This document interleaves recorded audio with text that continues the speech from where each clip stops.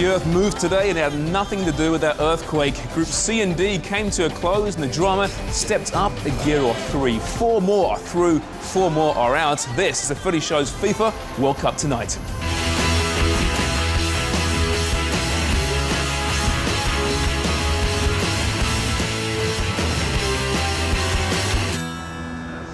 Good evening, James Sharman alongside Christian Jack and Sid 60, and just a crazy day today. We had earthquakes, we had 59 at Wimbledon, and some amazing drama on day 13. Yeah, day 13, James, you know, 4 teams got lucky and 4 teams got unlucky. Yeah, I know Donovan's goal was earth-moving, but that was a little ridiculous earlier today. It was crazy, it really was. Wow. Yeah, the morning games were full of insane drama. Let's get right to them. It was 1958 when England last failed to qualify from the opening World Cup group phase, but that's not to say they haven't come close since. This is a team that traditionally does things the hard way, and that's been the case in South Africa. For the first time in his tenure, coach Fabio Capello is being questioned, not only by the media and fans, but also by his own players. Today against Slovenia, his reputation was on the line, not to mention England's World Cup fate. Win, they're in. It was that simple. Gary Bloom is your commentator. You have to go back to 1986 to find the last time England only managed 1 goal in their opening 2 games at the finals. They've been strangely subdued, but this now is a moment for England. Or is it Slovenia's moment? Milner once again in towards Defoe! England have the lead. Jermaine Defoe. And Defoe just got there ahead of his marker, Shula. News of England's demise at the 2010 FIFA World Cup just might be a little premature. The warning light is flashing on the dashboard of that Slovenian defence now. Defoe again. It's Defoe for England, beaten away by the keeper, Gerrard. Rooney now. Steven Gerrard! Goalkeeper's lost it. And it spins agonisingly close to the goal line. Advantage England at the interval at Port Elizabeth. Slovenia 0, England 1. Rooney's technique quickly. Barry. Defoe should have had his second goal of the game. England were onside and Defoe should have made it 2-0. Corner to England. Free header. Oh, John Terry almost makes it 2-0. Lampard now for England. In towards Rooney, who's onside. Wayne Rooney! He couldn't want for a better chance. And the goalkeeper and Slovenia, it has to be said, got decidedly lucky here. Kiram up towards Dedic. Good flick down. Novakovic. Great block by Terry. Great opportunity for Slovenia again, and the shot by Dedic is blocked. And the third opportunity is wasted. They've got at least a couple of minutes plus stoppage time to wait. Bursa drives it in. Away by Heskey, and away by Heskey again. The referee looks at his watch once again. England have qualified for the next round of the FIFA World Cup. 90 minutes of hell for England fans, but a much better performance as they move on. Coach Fabio Capello says Wayne Rooney came off due to an ankle injury, but that he should be okay for the round of 16. An emotional Capello also applauded his players, saying, quote, "This team, this spirit, played together and tried together. I'm really happy because I found the team I know. We now go forward. We can play against all the teams because the mind is now free," end quote. Safe to say the U.S. public haven't been this enthralled by soccer since Mexico played Portugal on The Simpsons. A record 3.9 million households watched USA v Slovenia last week. I'm assuming numbers for today's Algeria game matched or surpassed that. And as fate would have it, those who tuned in witnessed one of the great moments in U.S. soccer history. Dave Woods had the call. It's home or onwards. Either of these sides can progress. Both could go out depending on what happens here. There are 2 up front trying to hold the line, including Jabor, who's chasing here, and Jabor is in! Oh, he's hit the crossbar! What a chance that was for Algeria. Well, there's an American who knows what it's like to be under a little bit of pressure. The former US President Bill Clinton. Altidore just trying to thread one through and gets a bit of luck here as well. Bradley carries it on. Very good challenge from Yair. Still not away. Gomez! Gomez for a second time offside. Clint Dempsey standing in an offside position. Maybe just Clint Dempsey was offside, but if he was, it wasn't by much. Sepp Blatter just explaining, I'm sure, to Bill Clinton why the Americans are not finding themselves in the lead here. Donovan laid back to Bradley. Bradley, good touch out to Donovan again here, and the goalkeeper again scampering out, and somehow Chelsea Altidore has skied it over the crossbar. Both these sides have to win here today in order to progress with any confidence into the last 16. Bruguera's back there, Altidore just about gets it in. Here's a chance for Dempsey, and again hit the upright with the first, puts it wide with the second. And you wonder, is it going to be one of those days for the United States? Belhadj is a man who's made the run on the outside, and the early ball in as well. And how important was that challenge from Bocanegra, with Jabor just behind him. It's only his 5th cap he's winning here today as well, so relatively inexperienced, but a nice ball for Feilhaber, and Feilhaber's done well now. Can he pull it back? Well, I think he went for goal. It's a long way out of position here, Steve Cherundolo, but if he can produce a cross that's telling enough, they won't mind. A wonderful save again by the goalkeeper. My word, he's earning his stripes. Bill Clinton biting his nails. 4 minutes of stoppage time to add, and now they're stretched at the back. The US have numbers. Altidore squares it. Dempsey's missed it. Donovan has it. From hope, there is glory, and the United States are going through. It's Landon Donovan who has given the US the most dramatic of winning goals. For Landon Donovan, that marked the 44th time he scored for his country. You'd be hard-pressed to find another one more dramatic or as important. The States leave it really late, but come through with a 1-0 win. This is what it all means in Group C. Before Donovan scored, the States were going home. Once he found the back of the net, they shot into first. Incredible. England also advanced as a result of their victory as we bring you back inside the FIFA World Cup Tonight studios. Christian, we begin with KJ, or we begin with England, excuse me. You're KJ, Yeah. and we're beginning with you. Yeah, another English. It's my He's first English, night. in fairness, yeah. What I'm meaning to say is England played well.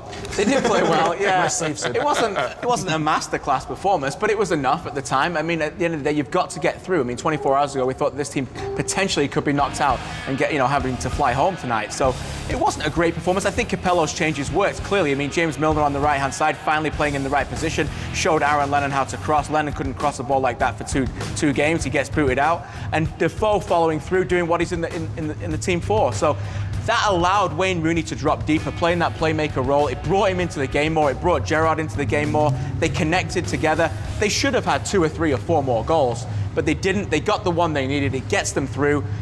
The World Cup's 2 different competitions. You've got to get through the group. Now it starts again. The level playing field. They're there. That's what matters. And they showed the passion and urgency that's lacking the last game They in did. particular. Now, for the last, 4 or 5 months, on every platform, be it on the vodcast, the podcast, the blogs, the footy show, we've laid into John Terry and his off-the-field behaviour. Is he a great player on the field? Today, you've got to say that he lifted his game. And I know he's not captain, but that was a captain's performance at the back, and we haven't seen him do that for England for a long time. Yeah, that's a great point, James. He was absolutely man of the match, in my opinion, here. I thought Capello got his tactics right at the back as well. John Terry's somebody who often plays on the left side of the centre halves. He basically didn't like that fact. He didn't like the fact that Matthew Upson and Glenn Johnson would be maybe a defensive liability on the right. Terry was immense from the start here. He wasn't captain, as you mentioned, but he led by example. He was brilliant, and there's no way that he thought that team was going to score today. He did everything in his power to make sure they wouldn't score. And 3 games in, England have conceded 1 goal, and it's the Green Howler, and that's something that can make positive out of. An amazing moment for the US. Sid. Oh, yeah. Landon Donovan, the poster boy for all marketing execs out there. He's a good-looking guy. He's American, boy next door. He scores the big goal. He's a face of US soccer, but so fitting. He was so emotional too post-match, and you understand why they achieved their goal to get to the last 16. I mean, you mentioned leading with John Terry. That was leading. Yeah. And not just this game, the Slovenia game, they're down 2-0 at halftime.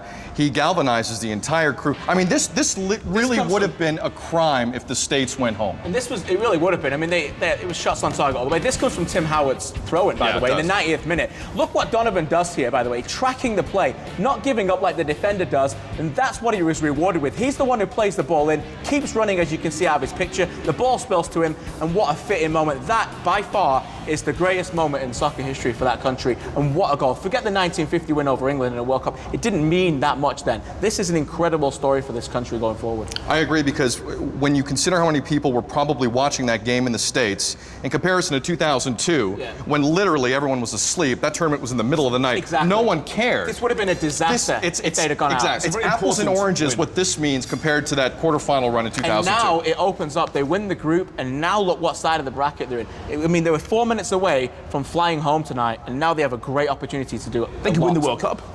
Easy. I'm not going to say that. But a heck of a finish for Landon Donovan and America. So once Group C was sorted out, everyone's attention this afternoon turned to Group D, which was also completely wide open. The marquee matchup saw Ghana take on Germany. A win by either side would clinch a spot into the round of 16. Over 83,000 people packed Soccer City in Johannesburg, with most of them cheering for Ghana, who've become African soccer's last great hope at this tournament. John Helm had the call. The scene is set in Soccer City, Johannesburg, for Ghana against Germany. Well, they are taking the game to Ghana without doubt here. And Podolski's made a run, and there are men in the middle. Oh, Kingston's done brilliantly there. It looked as though it was going to be an own goal of Pansel. Just took that one touch that he shouldn't have done. Ozil's onside here. There can't be a better chance for Germany than this, and he can't take the goal. Kingston coming out one-on-one. Stared him in the eye, I think. Two Ghanaians just stood right on the goal line here to try and unsettle Neuer. And the head is good, and it's breasted down on the line by Lam. Prince Boateng is off the field of play. He's not allowing him back just yet, and Germany could prosper here with the ball in the area. The shot saved by Kingston was from Kakao. The keeper's been in good form so far tonight, handled everything efficiently. At the second attempt, Schweinsteiger gets it through, and that's a fine stop again. Kingston's doing well in this half. Not the greatest 45 minutes of this World Cup, but everything can happen in the second 45. Well, he's biting his lip at the moment. It's through the middle here. This is the chance for Ghana that is saved, and the game continues to be scoreless despite repeated opportunities at both ends. But getting nowhere. Blanket defence here from Ghana. Muller and Lam combining nicely, seeing a lot of the ball, but not producing as yet for their side. There may be something for Ozil here. There's a ripper of a goal. That's what there is in Soccer City from this wonderful young talent. Mesut Ozil has just changed the complexion of Group D. He gets his second goal in South Africa. Ghana nearly get one back immediately. Nice little touches around the edge of the 18-yard zone into Gian. The back heel is brilliant. Oh, what a good piece of defending. Brilliant piece of defending. And the final score in Soccer City in Johannesburg was Ghana 0, Germany 1. Well, that was entertaining, must be said. Germany wins 1-0. Ghana actually managed more shots, 17-13. But Germany had the only shot that mattered, and it came off the foot of Mesut Ozil. So, how about the other Group D match, Serbia and Australia? These have been two teams with fluctuating World Cups so far. The Aussies were blown out by Germany to start the campaign, but were then a new team in a draw with Ghana, while the Serbs started off horribly against Ghana and then turned Group D on its head with that win against Germany. Both had hopes of last 16 football, and it would be a good one. Steve Banyard has the call. So far, Group D has been a game of cards. These two teams alone have had 3 reds. A break on here potentially for Serbia. Krasic on the far side. Krasic will get there. He's around Schwarzer, but fluffs the final shot. And Krasic got 1 or 2 boos from the Australian supporters, but they found a way through here. Schwarzer with a great block. Tight angle, but a good strong right arm from Schwarzer. Goalless at the break. No question that Serbia have had the better of the first half. Here's Wiltshire. Cahill and Chipperfield! Australia breakthrough! Tim Cahill typically running to the corner flag like a boxer. And is that the knockout blow? But Cahill has given Australia the lifeline. Here's Holman now. So goals are crucial. Holman allowed to run. It's a brilliant goal! Brett Holman Germany turning the tables here in Nelsbury. What a magnificent strike. Serbia have looked so strong and so commanding and so physical and so threatening. It's gone horribly pear-shaped. Here's Ivanovic to Tozic. Tozic!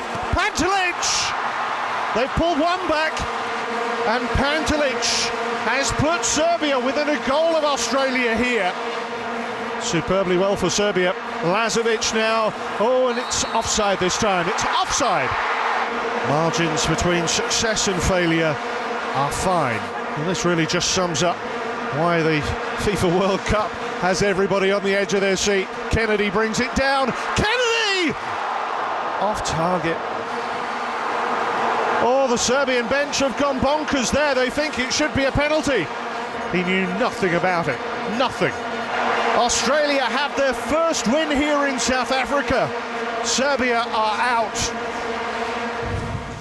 So a great performance from Australia, but in the end it was just not enough. Tim Cahill probably summed it up best when asked about his feelings following his red card in the loss to Germany, saying, quote, "I'm over it, mate. This is one of the proudest days of my life," end quote. But as you see in the Group D table, Australia and Serbia come up short, Serbia in particular, as Germany and Ghana advance. The Germans winning the group with 2 wins and a loss. They always seem to just find a way no matter what, and Ghana just edging the Aussies on a better goals differential. So what can we look forward to in the round of 16 from Group C and D? Well, the US will meet Ghana on Saturday afternoon in Rustenburg. And what about this? England will lose to Germany on penalties on Sunday morning. The old enemies hooking up at Free State Stadium in Bloemfontein. KJ, we've been here before, haven't we? Yeah, we Maybe have, not James. the last 16, but a quarter-final or a semi-final usually. A little bit nervous, but also excited. Germany, you know, they're not vintage. No. This isn't 1990. However, they're a good team, and today we saw that little bit of class they have in Mesut Ozil in particular, who can break open a tight game. Yeah, I mean, people who didn't see this game have got to understand at this point it was 0-0. What was going on elsewhere? Germany are on the verge of possibly going out of this tournament. And when that's the case, they require a little bit of touch of world class. And this is a growing superstar in the game. Mesut Ozil, I mean, you cannot even teach this. The way that he found space, first of all, for his left foot, and then to fire an unstoppable shot into the corner, that is the difference between a 0-0 draw, grinding your way through a group stage, maybe not winning the group, because if it ended 0-0, they'd be finishing second. That's the difference between runners-up and winners, and that's the big team that England are going to have to face, and they're going to have to be far superior to what we've seen in the first 3 games if they think they can beat them. It's the difference between teams like Germany and Serbia. Right. And I think what this World Cup taught us is that we should never again take a good qualifying session from Serbia seriously. Exactly. Because they come in now for 2 straight World Cups, look great in qualifying, and lie down. This is a team with legitimate European players on it. You would think there would be some chemistry. And for 2 straight tournaments, KJ, we just haven't seen it. No, we haven't. And I was very disappointed with them going forward this time. I mean, in the last World Cup they came in, everybody talked about their much vaunted defence. You know, they conceded 1 goal in 10 games and they got blown out. This time, you know, we saw Jovanovic and Krasic, you know, Zigic. I thought they were very below par in this tournament. Didn't score enough goals. You know, they beat the Germans, okay, but the Germans were very unlucky to have closer sent-off in that game and weren't the same team after it tactically. They desperately underperformed again for a second World Cup in a row. And as you mentioned, you know, at this point, you know, this is what they are. It's no longer a fluke, these qualifying. You've got to show up in these games. You know, Ivanovic and, you know, Zigic, Vidic, all these big name players in big clubs, they didn't show up again, and they deservedly go home. But Ghana did qualify for the round of 16, so perhaps the only African team, and I think that's really important. Great for them. It wasn't a great performance. They can't score goals, just 2 from the spot so far. They've got to find Asamoah Gyan, for example, has got to find a scoring boost, because so far he's just not good enough, and I think that'll really cost him. Anyway, quite the day 13, but coming up we'll tell you all about day 14 and 4 more games of the biggest importance, and also a French apology. Remember them? Back after this.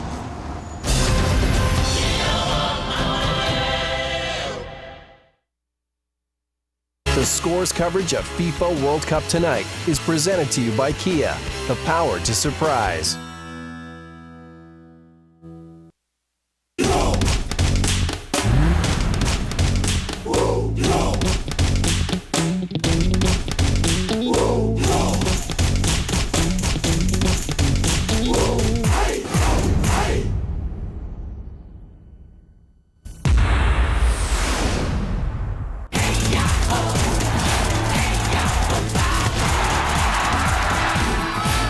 It's about performance, passion, and soul. Kia, official FIFA partner. Now, discover why Newsweek calls Night and Day easily one of the best films of the summer. I'm already convinced. Tom Cruise is at his Jerry Maguire best. He's wild! Night and Day. Now playing.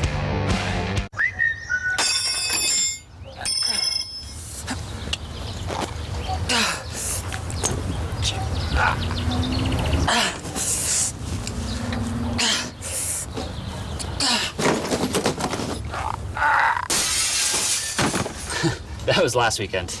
This weekend I've got my new bolt remover. The teeth really bite into painted, rusty, and rounded bolts, making them easier to remove. Make the most of your backyard with the Mastercraft Ratcheting Bolt Remover Set, only at Canadian Tire.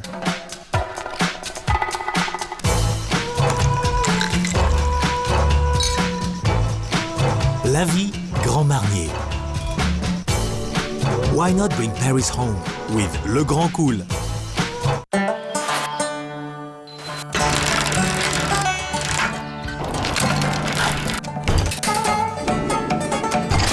Degree Men responds to increases in physical exertion. From the new Adrenaline series comes Degree Men Adventure. This Friday. Hang on, guys, I gotta make a sissy. I got it! Get ready. Too high! Wow! For summer.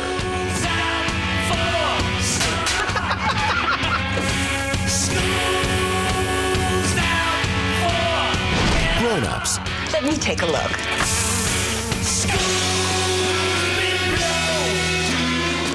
No good. Wow. We call it super slow motion video. You call it fixing my swing.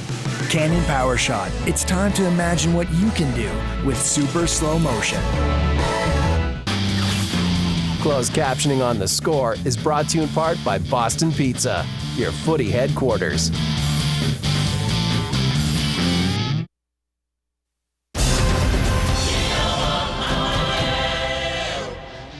Welcome back to FIFA World Cup tonight. Formation Geek and a Day 14 preview on the way. But firstly, what's making the headlines? Apparently, Vuvuzela is making headlines out there right now. Love it. Just love it.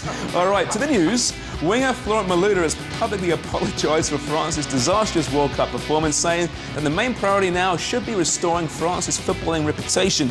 The Chelsea man says, quote, "It's a complete disaster that we chose to express ourselves like this," end quote. Meanwhile, striker Thierry Henry is also set to meet with French President Nicolas Sarkozy on Thursday to explain the French debacle. Andres Iniesta says he is fit and eager to return for Spain's final group match. Said Iniesta, quote, "Yesterday I trained well, I felt well, and I could do everything normal, but whether I start is up to the coach," end quote. The creative midfielder has been bothered by a muscle tear in his right thigh and hasn't featured for Spain since coming off in the 77th minute of the opening game against the Swiss. By the way, 6-0 loves the Vuvuzela right now. He's going nuts over there. I really enjoy that Vuvuzela. Yesterday we told you that FIFA was considering retroactive punishment for Spain's David Villa after he struck a Honduran defender on Monday. Well, today FIFA confirmed that they will not be taking action against the striker after finding no grounds to open the case. Carlos Vela is one step closer from recovering from a right leg injury. The Mexican forward is hopeful to be ready in time to face Argentina in the round of 16. It was originally believed he had missed 7 to 10 days after picking up the injury against France, but has made significant improvement in training, prompting team doctors to believe he should be available come Sunday. Now, if you haven't already, download Score Mobile FC. It is the best sports app for footy fans. We cover 30 leagues, including the World Cup. We have video blogs, news, the works. Basically, imagine having Sid, KG and me in your pocket. And that would be great. Let's take a look now at Group E. That will wrap up on Thursday. The Netherlands have looked decent so far, winning its opening 2 games effectively, if not impressively, but they've done enough to ensure knockout football, while Denmark and Japan haven't just yet. Day 14 is enormous for these two teams. Both have high hopes, but one of them is going to crash very hard come Thursday. The Scores coverage of FIFA World Cup Tonight preview is brought to you by Kia, the power to surprise. 6 out of 6 for the Netherlands, who head Group E with their second successive win here in South Africa. The Netherlands are on their way to the knockout phase of the competition. Easily Europe's best participants so far in the competition. Since the Netherlands have already booked their place in the knockout stage, their match with Cameroon is basically meaningless. First place will be theirs unless they get blown out, and let's face it, that's not going to happen. Therefore, it all comes down to one match. Japan versus Denmark is where all the intrigue lies. It is Denmark who collect the 3 points and who give themselves a real chance now of making the final 16. Level on points, but down by 1 in goal differential. The Danes are disappointed to be in this position. The boys in red and white could have tapped in a few more goals in their comeback win over Cameroon. The final scoreline read 2-1. And a good save by Hamidou. That's another chance that he really should have finished. And they might rue that missed opportunity too. Defender Daniel Agger couldn't find many positives following the win, calling the team's performance one of the worst he's seen in some time. Coach Morten Olsen admits the team wasn't thinking about goal differential during the match, only the 3 points. But the Danish boss applauds the team's guile, as comeback victories have been few and far between in South Africa. Cameroon went ahead early, but the Danes showed their mental toughness and ended up eliminating the Cameroonians in front of plenty of African supporters. The win was absolutely vital for Denmark, but leaves them facing a do-or-die, win-or-go-home scenario against their stingy opponents from the Far East. Their players may not be household names, but Japan have a system and they stick to it. And that team ethic certainly has frustrated the Netherlands. The Scandinavians will face a Japan team that will happily play for a draw. The Blue Samurai lost 1-0 to the Netherlands in their last match, but are very happy with how they played. Full credit can be given for discipline. Japan weren't booked and actually outshot the Dutch 10-9, despite a considerable disadvantage in possession. Takeshi Okada's squad believes a repeat of their performance against the Dutch will be enough to send them through at Denmark's expense. So I keep hearing about Denmark being this great young team on the rise, world beaters, world-class players in the making. Haven't seen it so far. Haven't seen it for a long time, in fact. Now, they're not a bad team, I know that, and they have certainly more of the sexy European stars than Japan does, KJ. But are you impressed so far? What do you see in this one? Yeah, they've shown a lot of flashes, but not too much consistency for me. I mean, I think the potential's there. I fully expect them to go out there and beat the Japanese tomorrow. I think that it will come through. I mean, they're a good young defender from Palermo, Simon Kjær. He's suspended. He's had an up and down tournament. What I like about the Danes is, for most of the part, from 1 to 11, they're all really good on the ball. They're very comfortable. They play a stylish game. They need to get their act together at the back, though. This was a great team defensively in qualifying. They conceded just 5 goals in 10 games. They've been a shambles at this World Cup. They've been all over the place against Cameroon. For 45 minutes against the Dutch, they were okay, but they need to sort that out quickly. And this is a potential. If they can get through here, maybe you could go as far as the quarterfinals without Italy winning that group. So I still like this team. Secretly, Holland, so far, I've done the job without Arjen Robben. If he's healthy, they say he might play a little bit tomorrow. If he's healthy, do you risk him or do you save him for the knockout phase? You don't risk him. He is your most dynamic player going forward. There's only so much he can give you anyway. He's hurt as it is. Playing him in this game that means nothing makes no sense to me. I think it's that simple. I wouldn't play him at all. I wouldn't touch him. They might bring him on for 10 minutes, maybe. Yeah. But you want to guarantee first place, though, right? Yeah, and I think they'll be fine because Cameroon's not a very good side, so they don't need Arjen Robben for that. But it's Paul Le Guen. Yeah. I agree. Enough said. All right, Italy face a make-or-break affair tomorrow morning against Slovakia. The Azzurri haven't scored a goal from open play this entire tournament, so what does Lippi do? You take off Yakinta, Gilardino on his own, Pezzini in, Quagliarella in. How can Italy score some goals is the question, kids. Well, we think we have the answer. Coming up after the break, Formation Geek with Christian Jack holds the key to unlocking Italy's offensive potential. That's next. FIFA World Cup.